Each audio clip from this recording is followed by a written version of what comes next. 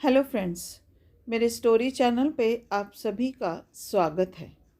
मेरी आज की कहानी है पुनरावृत्ति। सुधा अवाक रह गई। वही रूप, वही भाव भंगिमा, वही उत्तेजना। जड़ हो गई वह, होठ सूख गए, आवाज़ गुम हो गई, उसकी आंखें फैल गई। वही पुनरावृत्ति। पूरे जीवन की तपस्या पल भर में समाप्त हो चुकी थी। कहते हैं मनुष्य के जीवन में दुख के बाद सुख जरूर आता है। सुधा हर रोज अपने हाथों की लकीरों को पढ़ने की कोशिश करती और यही सोचा करती, मेरे जीवन में सुख कब आएगा। इसी सुख की आस में जीवन के 50 वर्ष किस तरह निकल गए उसे पता तक नहीं चला। संघर्ष करते करते शरीर जर्जर और मन थक चुका था। सफ़ेद बाल और झुर्रियों वाला शरीर लिए जीवन के प्रत्येक क्षण से जूझती सुधा उम्र से ज़्यादा बूढ़ी दिखने लगी थी। रात का सन्नाटा था, बिल्कुल शांत वातावरण, परंतु सुधा के भीतर कितनी अशांति, कितनी उथल पुथल मची थी। उसकी आंखों की नींद गायब थी। लगता था आज हृदय फट जाएगा। भीतर का वह सारा घुटन बाहर आकर चीत्कार करना चाहता था, जिसे वह वर्षों से दबाई हुई थी। यह सच ही तो था, कितना कुछ उसके भीतर था जिसे वह कभी बाहर नहीं निकाल पाई थी। कभी बाहर निकालना भी चाहा तो समय का ऐसा जोरदार तमाचा मिलता कि वह भीतर तक सिहर जाती और फिर से अपने आप को बंद कर लेती।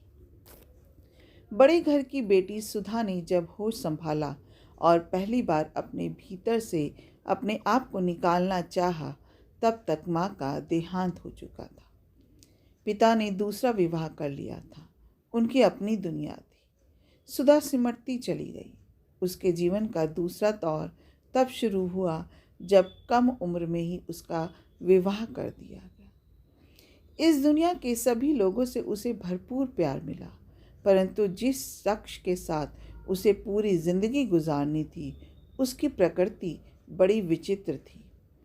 ऐसा नहीं था कि उसने सुधा से कभी प्रेम नहीं किया था, बल्कि दोनों के प्रगाढ़ प्रेम की मिसाल पूरे परिवार में दी जाती थी। सुधा भी ऐसा ही समझती थी, परंतु उस व्यक्ति की प्रेम की परिभाषा बड़ी विचित्र थी। स्वभाव से अय्याश, उसकी अपनी कुछ आवश्यकताएं थीं। उनके पूरा होने के बाद ही उसका प्रेम उमड़ता था, वरना दुनिया में उसका कोई अपना नहीं था। हर औरत का सपना उसका अपना घर होता है, परंतु सुधा का ऐसा कोई घर नहीं मिला जिसे वह अपना कह पाती। अपने जिम्मेदारियों से मुक्त उस व्यक्ति ने उसे एक रिश्तेदार की गृहस्थी में झोंक दिया। एक कमज़ोर पति के पत्नी के रूप में सुधा अपने को बड़ा ही असुरक्षित महसूस करती।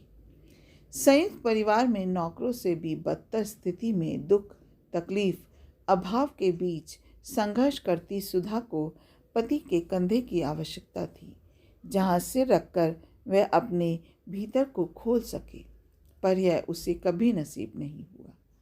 सुधा को सबसे ज़्यादा घबराहट उस व्यक्ति के क्रोधी स्वभाव से होती थी।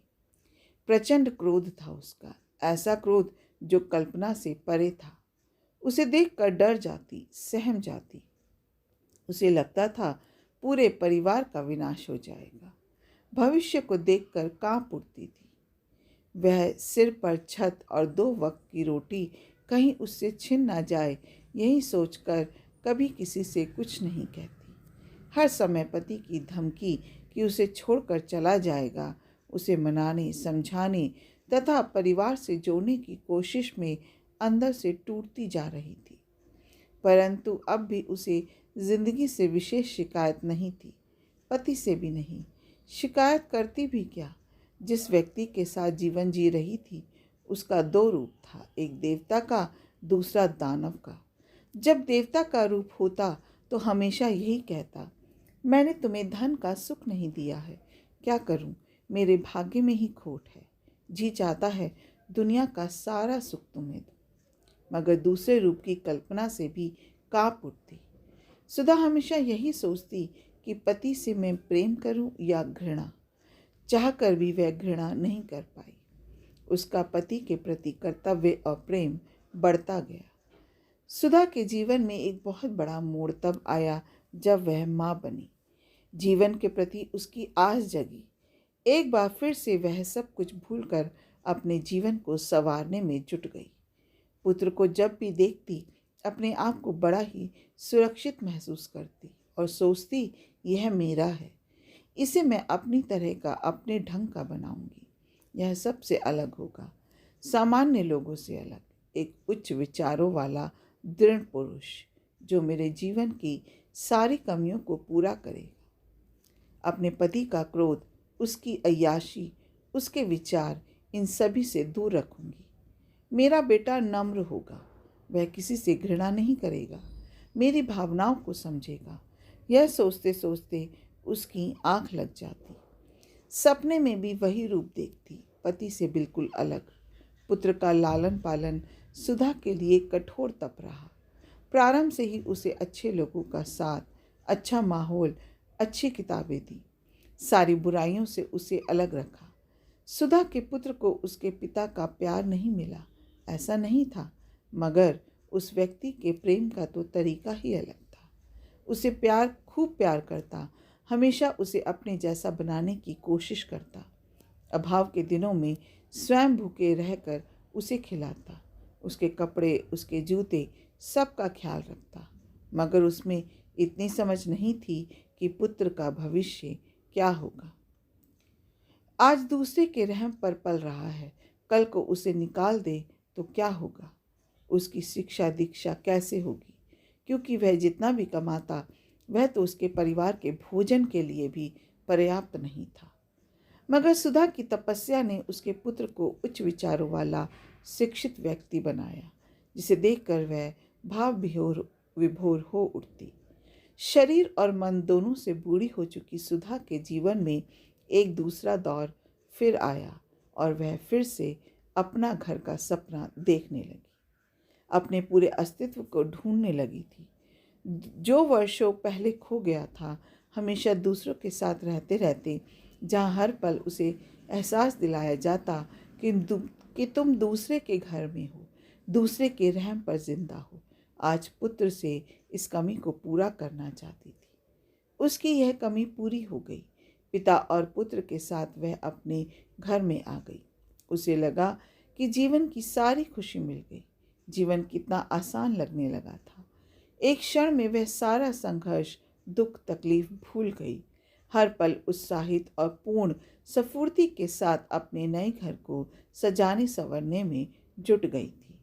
हंसती हुई सुधा हमेशा यही सोचा करती, यह सुख दुख का खेल जीवन में क्यों चलता है। मगर उसके जीवन में सुख आया ही कहाँ था। जिसे वह भूल से सुख समझ रही थी, वह सुख कहाँ था। वह तो उसके संघर्ष की दूसरी कहानी थी। शुरू से ही सुधा ने अपने पुत्र के सामने पिता की किसी बुराइयों को आने नहीं दिया था। उसकी सारी अच्छाइयों को सामने लाती।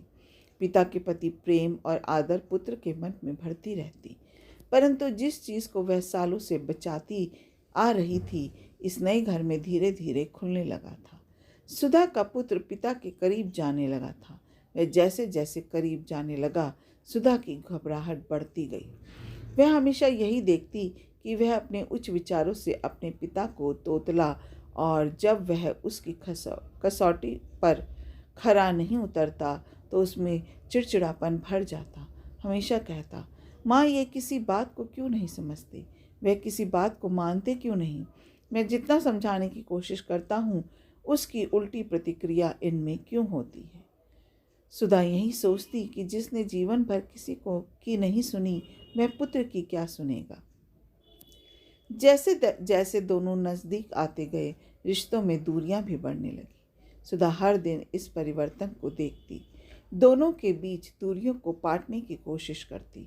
कभी पुत्र को मनाती, कभी पति को समझाती।